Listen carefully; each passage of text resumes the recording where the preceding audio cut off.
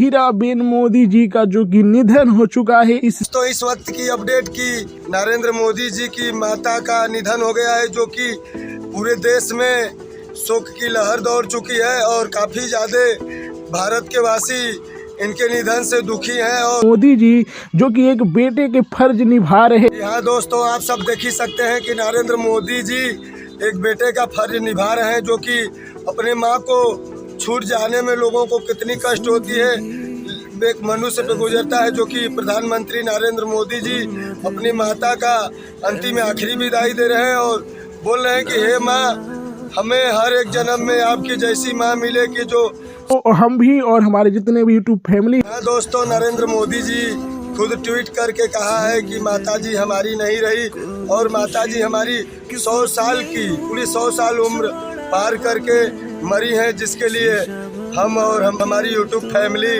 माताजी को सत सत नमन करते हैं।